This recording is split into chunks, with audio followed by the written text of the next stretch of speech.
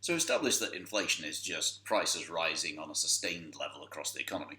So why does that happen? As I said before, everybody has this vision of kind of hyperinflations and governments printing loads of money. But all inflation is businesses putting up their price. So what you want to think about is just when you try to understand inflation, you just kind of say, well, let's think about a restaurant. Let's imagine the restaurant economy. Imagine the whole economy was simply a restaurant. What's going to cause that restaurant to put its prices up then? Well, one thing that it might put its prices up is when that restaurant is completely full. So where imagine we've got 10 tables, all those 10 tables are booked. They're booked for lunch. They're booked for dinner. In addition, you're also booked up until Christmas. And the phone's ringing off the hook. It's kind of, can I have a table? No, go away. At that stage, you know that you can easily increase your price. Because you've got so many customers, even if some of them decide not to come, you've got people queuing up to come. And that's when we talked about GDP.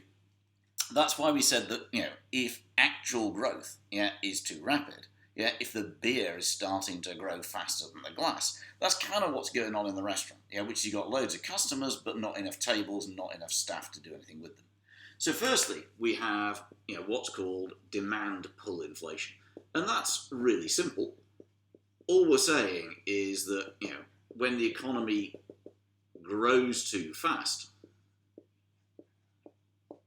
or if we put it back in beer and glass terms, the beer is growing faster than the glass. We're in this sort of we're in this sort of world where we were there, but then the level of demand in the economy starts to grow, and the glass,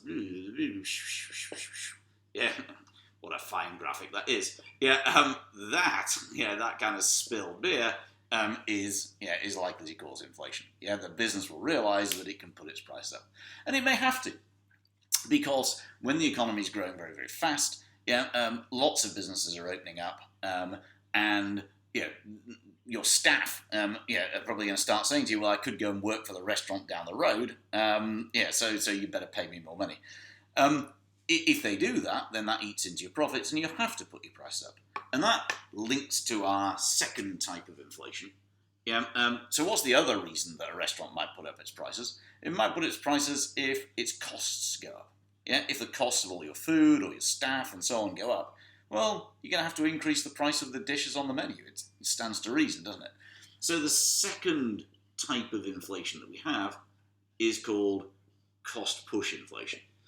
So any increase in costs across the economy means that businesses are going to have to increase their prices if they're going to survive.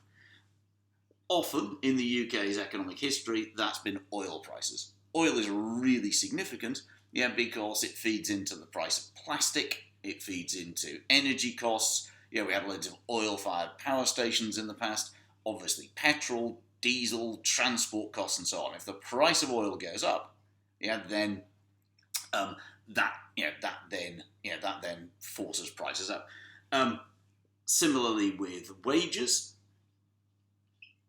if wages are rising across the economy, that forces up prices. And also the exchange rate. So if the pound gets if the pound weakens, and by the exchange rate I simply mean how many dollars or euros you get for your pound. Well, not back in history, obviously Deutschmarks and francs. If the exchange rate changes, then and it weakens, and by a weak exchange rate I mean say a pound changes from £1 equals $2.40 to £1 equals $2. The price of everything that you buy from America it stays the same in dollars, but you're going to have to pay more pounds to get it. Since we import quite a lot of stuff in the UK, that also can feed into costs.